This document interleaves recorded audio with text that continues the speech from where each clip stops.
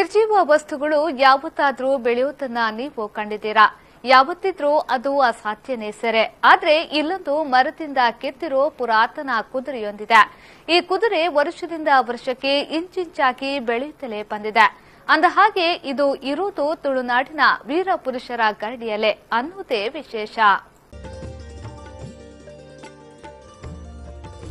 ಹೌದು, ನೀವು ಇದನ್ನ ಅಚ್ಚರಿ ಅಂತಿರೋ ಅಥವಾ ಪವಾಡ ಅಂತಿರೋ, ಆದ್ರೆ ಇಲ್ಲಿ ಕಾಣ್ತಿರೋದು ಈ ಮರದಿಂದ ರಚಿಸಲ್ಪಟ್ಟ ಕುದುರೆ. ವರ್ಷದಿಂದ ವರ್ಷಕ್ಕೆ ಇಂಚಿಂಚಾಗಿ ಬೆಳೆಯುತ್ತಿರುವುದು ಮಾತ್ರ ನಿಜ.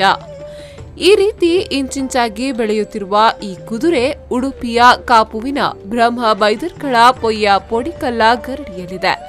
ಅಂದಹಾಗೆ ಈ ಗರಡಿಯಲ್ಲಿ ತುಳುನಾಡಿನ ವೀರ ಪುರುಷರಾದ ಕೋಟಿ ಚೆನ್ನಯ್ಯರವರನ್ನ ಆರಾಧಿಸುತ್ತಾ ಬರಲಾಗಿದೆ.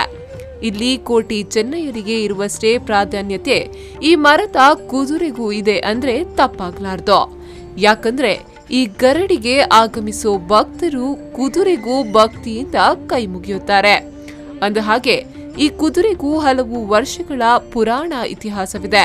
ಹಲವಾರು ವರ್ಷಗಳ ಹಿಂದೆ ಈ ಊರಿನ ಮಂದಿ ಅದೆಲ್ಲೋ ವ್ಯಾಪಾರಕ್ಕಾಗಿ ತೆರಳಿದ್ದ ವೇಳೆ ಈ ಮರದ ಕುದುರೆಯನ್ನ ಸಂತೆಯಲ್ಲಿ ಕಾಣ್ತಾರೆ. ಅದನ್ನು ಪೊಯ್ಯ ಪೊಡಿಕಲ್ಲ ಗರಡಿಯಲ್ಲಿ ಇಡಲೆಂದು ಖರೀದಿಸೋಕು ಮುಂದಾಗ್ತಾರೆ.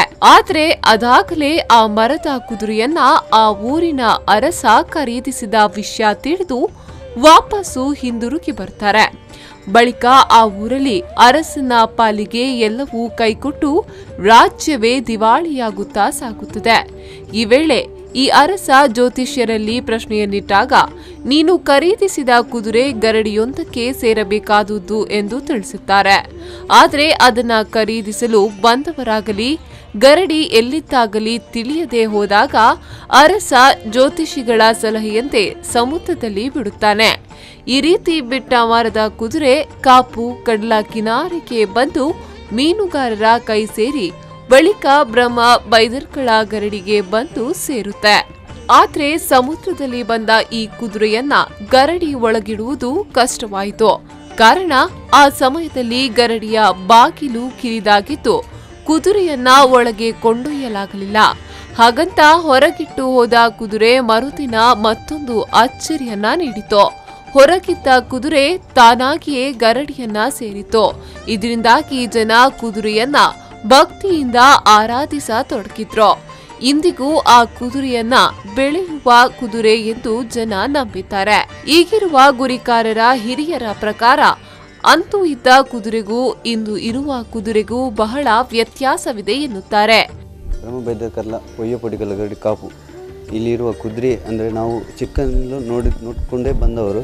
ನಾವು ಚಿಕ್ಕಂದಿರುವಾಗಲೂ ಕೂಡ ಅದು ನಮ್ಮ ಚಿಕ್ಕ ಇದರಲ್ಲಿ ಗಾತ್ರದಲ್ಲಿ ಇತ್ತು. ಈಗ ನಾವು ಬೆಳೆದ ಕೂಡಲೇ ಅದು ಕೂಡ ನಾವು ನೋಡುವಷ್ಟೇ ಅದು ಕೂಡ ಬೆಳೆದು ನಿಂತಿದೆ. ತುಂಬ ಒಂದು ಮಹಿಮೆ ಇರುವ ಕುದುರೆಯಾಗಿದೆ. ತುಂಬ ಜನರು ಕೂಡ ಇಲ್ಲಿ ಬಂದು ಅದನ್ನು ನೋಡಿಕೊಂಡು ಹೋಗ್ತಾರೆ. ಮತ್ತು ಭತ್ತದಿಗಳು ಕೂಡ ವರ್ಷಾವಧಿ ತುಂಬ ಅಂದರೆ ಈ ಪೊಯ್ಯ ಪೊಡಿಕಲ್ಲ ಗರಡಿಯಲ್ಲಿ ಕುದುರೆ ಬಂದು ಕೆಲವು ವರ್ಷ ಆಯಿತು. ಅಂದರೆ ಇಲ್ಲಿನ ಹಿರಿಯರು ವ್ಯಾಪಾರಕ್ಕೆ ಹೋಗುವಾಗ ಒಂದು ಕುದುರೆ ಮಾಡ್ತಾ ಇದ್ದಾರೆ ಅಂತ ಹೇಳಿ ಕುದುರೆ ಮಾಡುವಾಗ ಇವರು ಕೇಳಿದ್ರೆ ನಮ್ಮ ಗರಡಿಗೆ ಇದು ಕುದುರೆ ಬೇಕು ಕೊಡ್ತೀರಾ ಅಂತ. ಅದಕ್ಕೆ ಅವರು ಹೇಳಿದಂತೆ ಅರಸ ಹೇಳಿದಂತೆ ಅದು ಕೊಡಲಿಕ್ಕೆ ಮಾಡುವುದಲ್ಲ, ನಾವು ಅದು ನಮಗೆ ಕೂತ್ಕೊಳ್ಳಲಿಕ್ಕೆ ಮಾಡುವುದು ಅಂತ ಹೇಳಿದ ಅರಸ. ಇವರು ಹೇಳಿದ್ರೆ ಅಂತ ಹಿರಿಯರು ನಮ್ಮ ಗರಡಿಯ ಶಕ್ತಿ ಇದ್ದರೆ ಕರ್ನಾಳಿ ಇದ್ದರೆ ಅದು ನಮ್ಮ ಗರಡಿಗೆ ಸಿಕ್ಬಹುದು ಅಂತ ಹೇಳಿದ್ದಾರೆ. ಇಂದಿಗೂ ಪ್ರತಿ ಪರ್ವ ಸಂದರ್ಭದಲ್ಲಿ ಕುದುರೆಗೆ ಪೂಜೆ ಸಲ್ಲುತ್ತದೆ. ದೈವಾರಾಧನೆ ಎನ್ನುವಂತಹದ್ದು ತುಳುನಾಡಿನ ಮೂಲಸೆಲೆ. ದೈವಗಳ ಆರಾಧನೆ ಇಂದಿಗೂ ತುಳುನಾಡಿನಾದ್ಯಂತ ಹಾಸುಹೊಕ್ಕಾಗಿದೆ. ಈ ಭಾಗದ ಮಂದಿ ಸಂಕಟ ಬಂದಾಗ ವೆಂಕಟರಮಣ ಅನ್ನೋ ಹಾಗೆ ಕಷ್ಟಕಾಲದಲ್ಲಿ ದೈವದ ಮೊರೆ ಹೋಗುವುದು ಮಾಮೂಲು. ಅದರ ಜೊತೆಗೆ ವೀರ ಪುರುಷರಾದ ಕೋಟಿ ಚೆನ್ನಯ್ಯರನ್ನ ತುಳುನಾಡಿನ ಮಂದಿ ಆರಾಧಿಸುತ್ತಲೇ ಬಂದಿದ್ದಾರೆ. ಅದರ ನಡುವೆ ಬೆಳೆಯುವ ಕುದುರೆಯು ತನ್ನ ದೈವ ಬಲದಿಂದ ಜನರ ನಂಬಿಕೆ ಪಾತ್ರವಾಗಿರುವುದು ವಿಶೇಷ.